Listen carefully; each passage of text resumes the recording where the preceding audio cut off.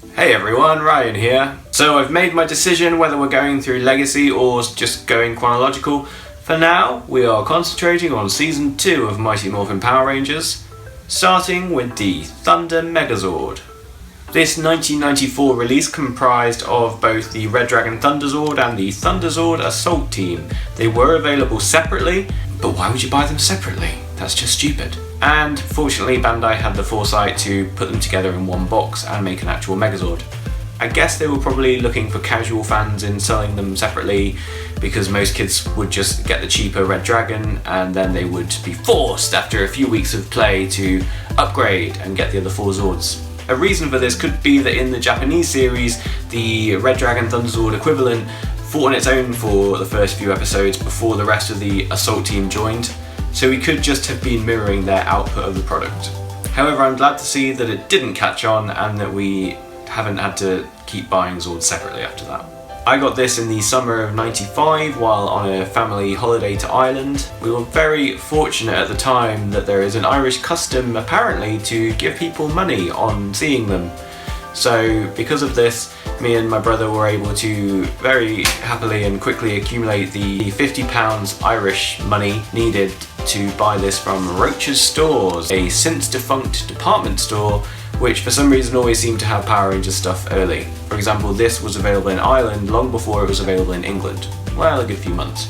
I also remember taking Red Dragon Thunderzord into Year 2 Show and Tell that September, and all the kids being really jealous because somehow I had Season 2 first. Obviously in America it was already out by then, so it was less impressive, and if you were Japanese, well then you were just laughing because you already had it a year earlier as Dairino, and in better detail, let's be frank. So although Season 2 of Mighty Morphin kind of followed the same overall format of Season 1, that being a 5-in-1 Megazord, a 6-Ranger Mecha, and an Ultrazord that brings everything together, there was a bit extra going on in Season 2. For example, the Red Ranger Zord starts off as a mythical beast version and then becomes a warrior, kind of like his own mini Megazord.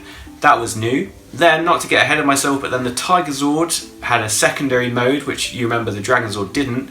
And finally, the Ultra Zord was able to kind of stand up, which was a trick they repeated in Season 4 with Pyramidas. Power Rangers also made it explicit that they were following the same format by literally having the Dinozords transform into the Thunderzords on the show. They wanted to leave no doubt in people's minds of where this was heading. Basically, every Zord was going to be replaced. The idea of the Zords being an upgrade or a power surge really kind of sold the idea that you had to have these, that your old Dinozords were out of date. They were basically the 90s version of what Apple were doing 10 years later with their products, making you buy the new versions. Very clever. Okay then, so going in order. For the Red Ranger, you now have the Tyrannosaurus Red Dragon Thunderzord. This is a really nice toy. It was great back in the day. It forms a fairly realistic dragon, which has obviously been beaten by the Legacy version in some ways, but was a very solid 2-in-1 transformation, something that at that point we hadn't really had. The fact that it becomes such a convincing kind of warrior really sold this as the must-have of the line. Next, the Mastodon Lion Thunderzord. This is very similar to the Mastodon in that it pretty much does absolutely nothing. The helmet was forever falling off the back, but otherwise it's quite a solid, nice, bulky piece. The circular dome chest piece on the Lion Zord becomes storage for the 5 minifigures that came with the Megazord. Again, they reshaped these into more Mighty Morphin versions from the Die Ranger ones that came in Japan. They also changed the Green Ranger to a Black Ranger. No confusion there then. My minifigures are actually out in the garage in the Time Force Zords. I think it's because I lost my White Ranger and I didn't want to have just 5-6 of them, so yeah. Ironically, if I'd bought the Japanese Thunder Megazord, then I would have had a Green Ranger in the Green Ranger cockpit, whereas at the moment I've got a Black Ranger toy in there. The Pterodactyl Firebird Thunderzord belonged to the Pink Ranger. Following the trend, there was another winged bird. It did have much more clearly defined wings and a tail this time as well. However, its inclusion in the Megazord is not as impressive. Kimberly's Zord roll goes from being the chest piece to basically being a skirt. Triceratops Unicorn Thunderzord is the Blue Ranger Zord. In Japan, this was actually a phoenix.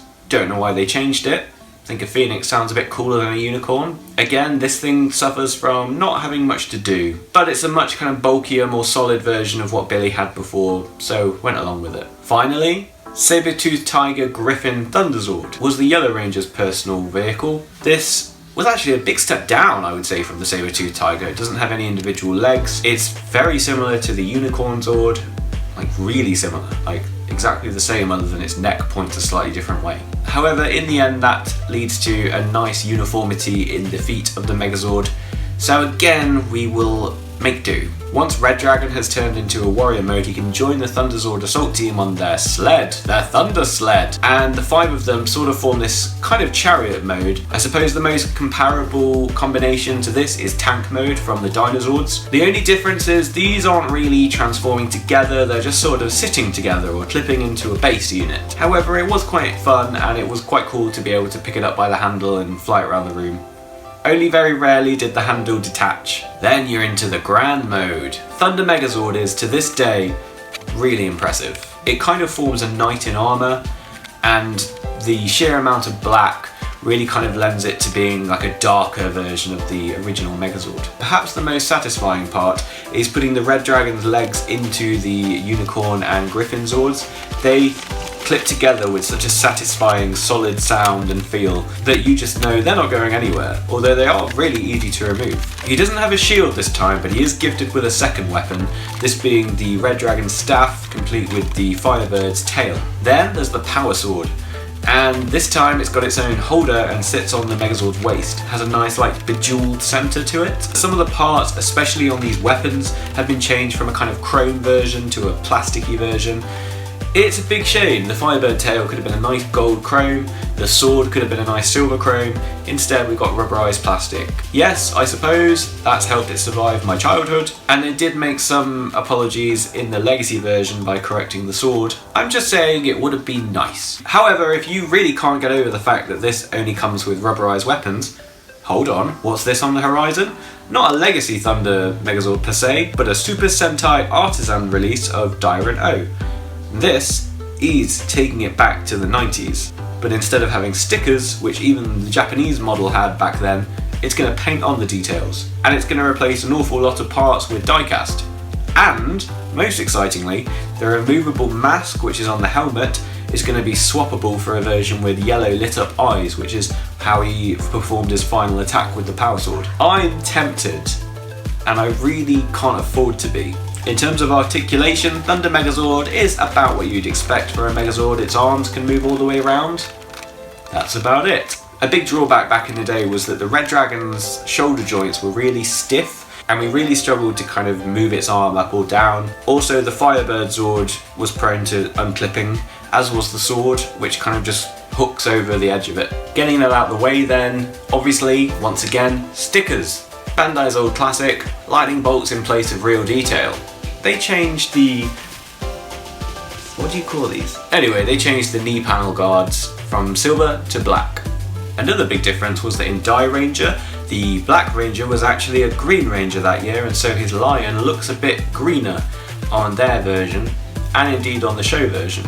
But once again in America, they would do this again, most notably in the Shogun Megazord. They changed some of the accents on the Zord and made it look like a Black Ranger Zord. They could have left the green on, it would have been absolutely fine, but I suppose those were the early days. They were just trying to communicate that each Ranger had a clearly defined colour scheme. Fair enough. Thunder Megazord proved that Power Rangers had life after the original Megazord. Sure, they were starting to lose their status as pop culture phenomenon, but for the fans, this was a really impressive upgrade, and this was one you just had to have. Fortunately for us, they kept the quality coming with the White Ranger's White Tiger Zord. Cheers for the comments, looked like a pretty even split there between what you guys wanted to see next.